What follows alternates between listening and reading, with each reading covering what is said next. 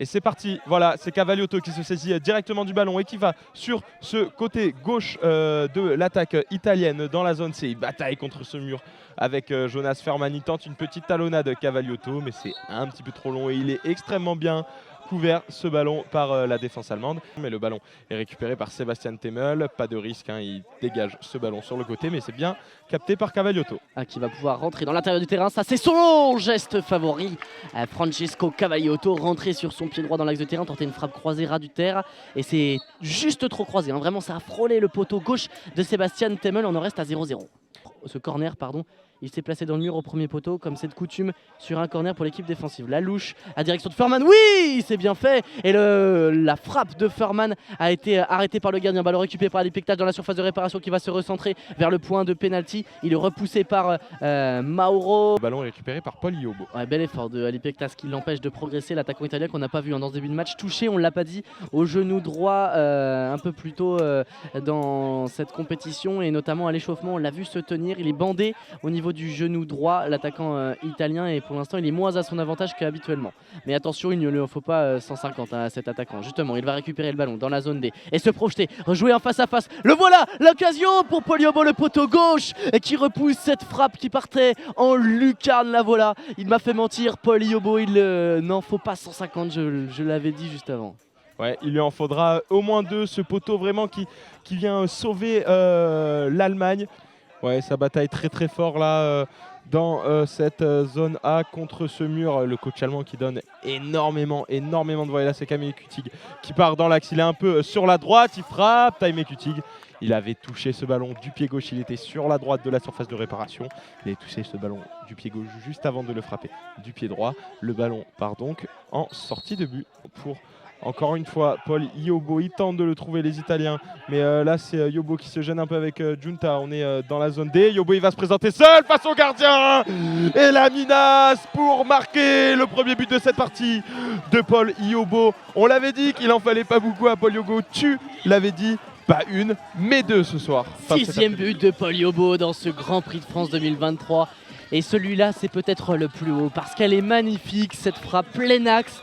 Pied gauche, hein. C'est un vrai gaucher, on le sait, et il va mettre une menace sous la barre de Sebastian Temmel. Habituellement, les ballons en l'air, c'est pas forcément les plus durs. Pour les gardiens, c'est plutôt d'aller se coucher sur le sol. Mais là, elle est d'une telle puissance, cette frappe. Elle touche la barre, elle rentre ensuite dans le but. Ça fait 1-0 pour les Italiens. C'est plutôt mérité. On est au niveau de la ligne médiane, un peu plus vers la zone D. Maintenant, on est au plein milieu de cette zone D. C'est Paul Iobo qui va partir seul face à Sebastian Temmel sur la gauche. Paul Iobo, le doublé de Paul Iobo, mais qu'est-ce qu'il est fort! Qu'est-ce qu'il est fort, Paul Iobo. On est à peu près dans le même schéma, hein. Il récupère un ballon, il se dirige vers l'axe du terrain, il s'excentre un tout petit peu sur la gauche et boum! 11 buts au dernier championnat d'Europe à Pescara en septembre, 7 pour le moment dans ce Grand Prix de France 2023. Il est tout simplement trop fort devant le but. C'est un véritable tueur, Paul Iobo. Alors il n'a qu'un pied gauche, hein, mais qu'est-ce qu'il est redoutable. Qu'est-ce qu'il est redoutable. Il vient trouver le poteau rentrant à 1 mètre en dessous de la barre transversale de Sebastian Temmel sur la gauche. Et il est battu, il ne peut tout simplement rien faire. Les Allemands vont récupérer avec Altumbas dans la zone C.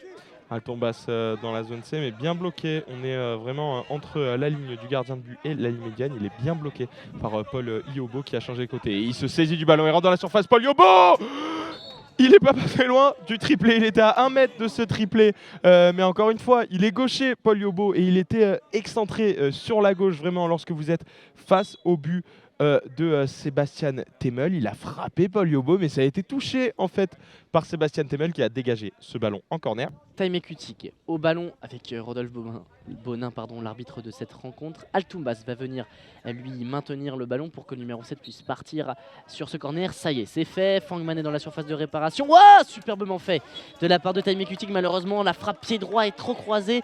Ça passe largement, hein, à côté, à droite du but de série. Les forces s'équilibrent dans cette deuxième période. Voilà, avec Paul Iobo, la longue louche vers Cavaliotto, deuxième poteau. On est passé de la zone B à la zone A. Cavaliotto qui repart vers l'axe. Il tente une frappe, mais elle est trop lointaine. Il a 3 mètres devant lui pour avancer, Cavaliotto, avant de tenter cette frappe. C'est donc une sortie de but et Sebastian Temmel qui relance son camp plein axe. Ballon récupéré finalement par Cavaliotto qui va pouvoir repartir de l'avant. Il est dans le rond central. Très bonne passe, très précise, comme à son habitude pour Paul Iobo sur son pied gauche qui va pouvoir entrer frapper. Le triplé pour Paul Yobo sur cette action magistrale de l'Italie. Un jeu collectif très bien rodé à l'origine. Une super patte de Francesco Cavaliotto derrière. C'est du pain béni pour le numéro 7 italien.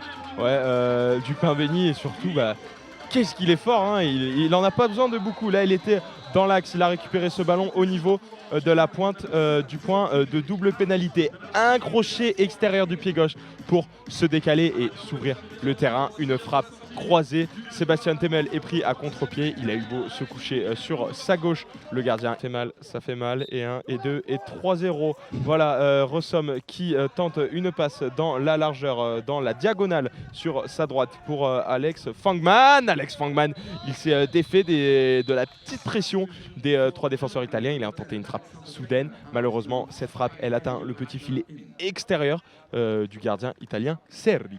Le changement côté allemand, la sortie du capitaine Alexander Fangman, la rentrée d'Emilio Eschler, Francesco Cavaliotto dans la zone A. Il est vraiment très excentré, c'est pour ça qu'il va repartir sur son pied droit lui et rentrer dans l'axe, prendre un petit peu de recul. Alors il va la tenter cette frappe, il l'a fait si habituellement et oui! Oh, elle était très belle, qu'est-ce qu'elle était belle cette frappe du pied droit, elle prenait le chemin de la lucarne et très belle en volée également de Sébastien Temel sur sa droite dans sa lucarne. Il a été chercher ce ballon. Ouais, et en plus, elle s'accompagne d'une envolée lyrique. Il a hurlé sur ses partenaires, le gardien Sébastien Temel. Il en a marre de se faire praliner depuis là quelques minutes. Il a vraiment hurlé sur tous ses coéquipiers. 19 secondes à jouer, Paul Yobo va pouvoir se projeter dans la zone A. Il a perdu un petit peu le contrôle là sur cette conduite de balle, mais il va pouvoir continuer à progresser. Tombe sur Time Cutting, mais est plus puissant. Il perd une nouvelle fois le contrôle du ballon, mais Francesco Cavaliotto va être à la tombée. Ouais, et Cavaliotto qui récupère ce ballon. 3, 2, 1, c'est fini. Et les Italiens qui explosent de joie, qui lèvent les bras en l'air. Et les Allemands, eux, tête baissée, vont devoir jouer cette petite finale face à la Roumanie pour déterminer qui des Roumains ou des Allemands va terminer à la 7e et 8e place. Les Italiens, eux, auront un gros morceau en fin de semaine, la Turquie.